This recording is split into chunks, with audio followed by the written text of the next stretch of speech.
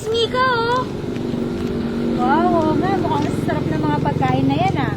Pero naalala ko lang, alam mo ba na may binabanggit sa Biblia na hindi lang sa tinapay nabubuhay ang tao? Talaga po? Saang talata po yun? Saka ano po kayang ibig sabihin nun? Mapabasa yon sa Mateo 4:4. Kaya mga bata, abangan nyo ang pagpapaliwanag ng isa sa mga katulong ng ating pangangasiwa dahil ito ang tampok na talata natin para sa linggong ito. Kaya mga KNC, inaasahan naming nakahanda na ang inyong mga papel, lapis o ballpen dahil narito na ang ating verse of the week.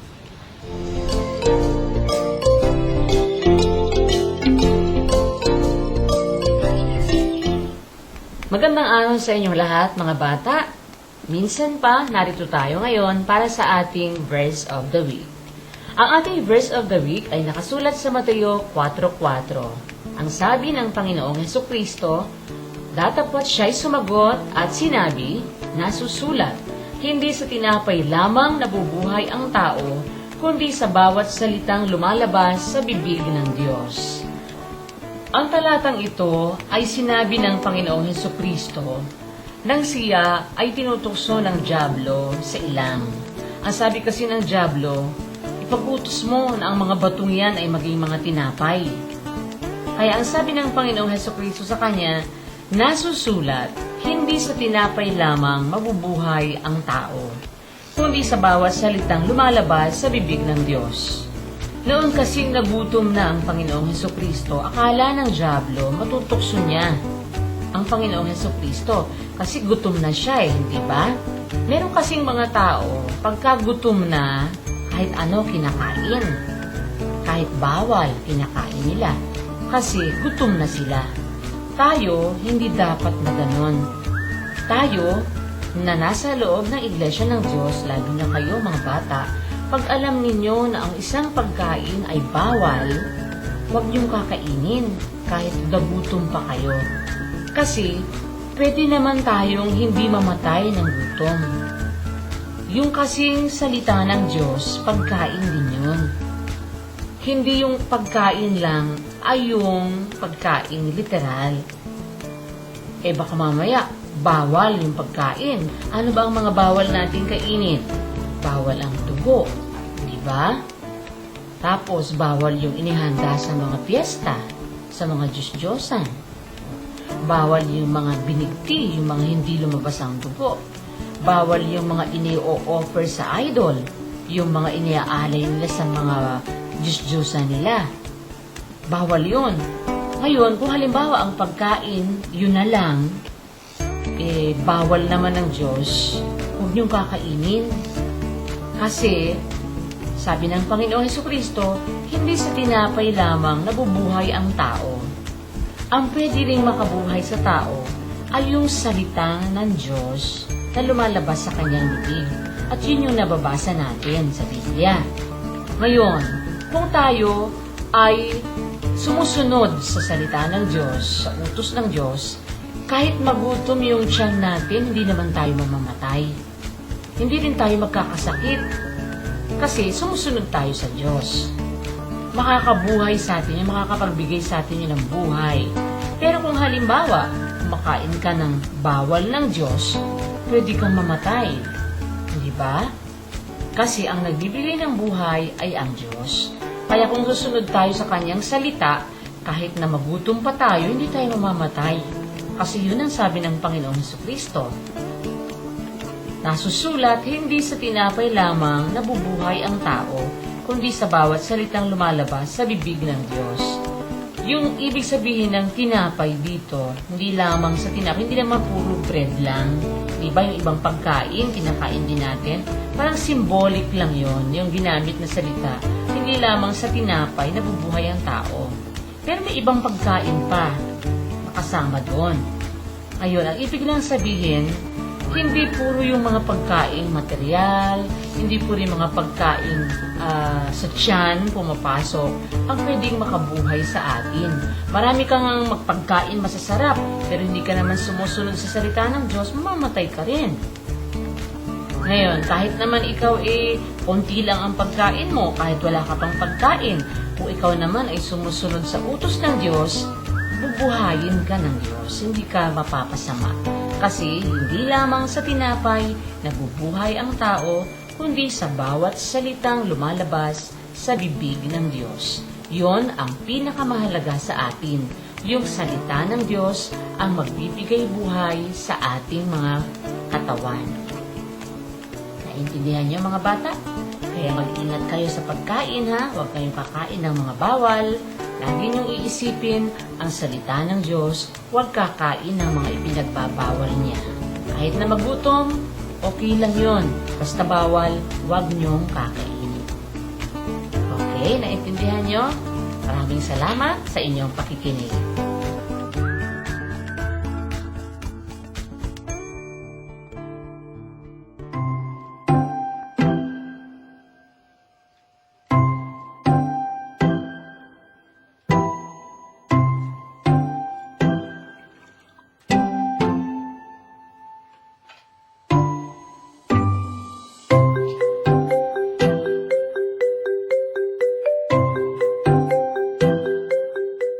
Morning, Nay. Morning, anak. Sinta na pala.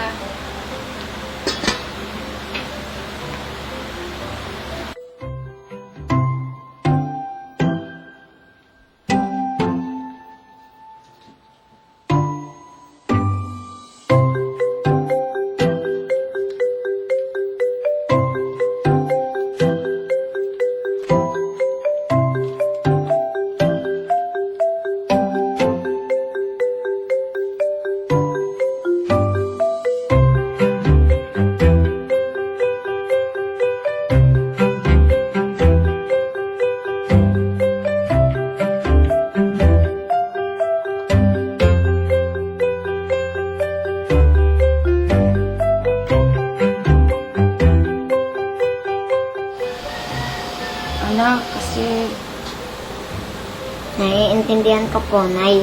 Salamat po sa Diyos. Anak, inumin mo na yung Milo mo nang mainitan yung tiyan mo. At ihanda mo na tuloy yung mga dadalo tayo. Yung mga gamit mo sa KNC mo. Lapis mo. Lalo na yung Bible ha, huwag mo kakalimutan. Ganon din naman yung iyong sinimpan. Huwag mo kalilimutan na ilagay sa sobre ha. Opo, Nay. Salamat po sa Diyos sa pagpapaalala. Sige anak, ubusin mo na yung Milo mo. Nay, tignan ko muna po yung nasa labas. Sige anak. Oh, Mark, bakit? Fiesta kasi ngayon. Sa kabilang kanto. May bakal kasi doon. Gutom na ako. Alam ko, di ka pa rin kumakain. Hindi ako sasama. Masama kasi kumain ng handa sa fiesta eh. Masama. Ano naging masama? Pagkain lang yun.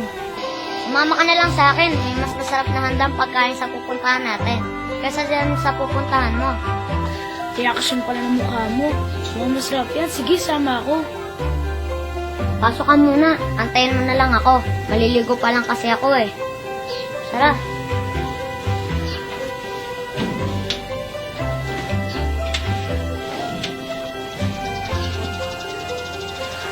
Dito ka muna, Mark. Maliligo lang ako. Sige.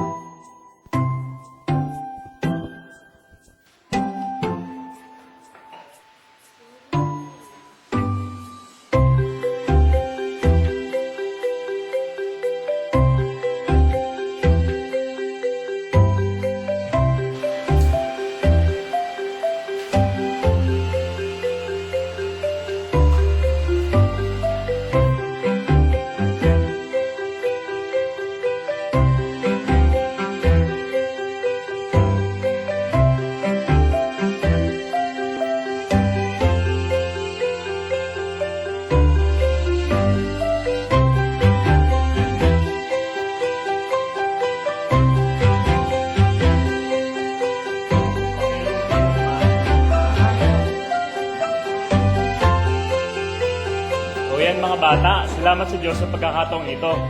Sana naunawaan natin yung pinaliwanag na talata. At bago pa na tayo magsiuwi, may inihendang pagkain dito si kapatid na Eli at si kapatid na Daniel. At magsiupo lang kayo dyan, ako na magbibigay sa inyo.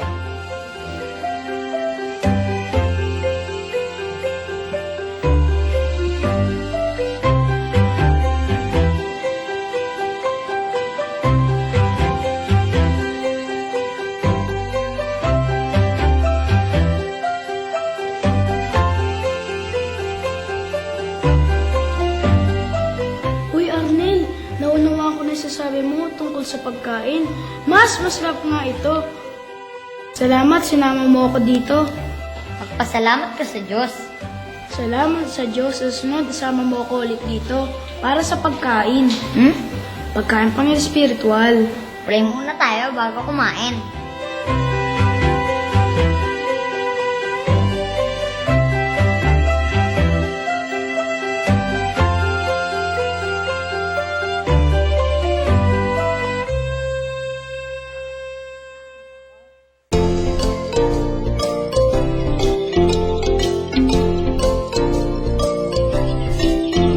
Grabe, Sis Mika, ang dami na naman po nating natutunan ngayong araw. Verse of the week pa lang po yan. At dahil December na, sasapit na ika-4 na quarter ng pagpapasalamat ng katawan. Paalala lang mga bata ha, ugaliing dumalo ng ating mga pagkakatipon, prayer meeting, pagsamba, at pasalamat. Kahit na may pasok tayo sa school ay dapat masigla at palagi pa rin tayong uma-attend ng mga pagkakatipon. Lagi lang nating i-manage ang ating mga oras upang makagawa pa rin tayo ng mga assignments at projects sa school. Sana ay makita-kita tayo sa darating na pasalamat ng katawan. Tama ka dyan, Casey. Kaya paano mga bata ha? Kita-kits sa susunod na pagkakatipon kung loloobin ng Diyos. Advance Happy PNK! Paalam! O kaya ano ang dala-dala, huwag nating gayahin yung puro na lang tayo, peace be with you. And also with you. O, paglabas ng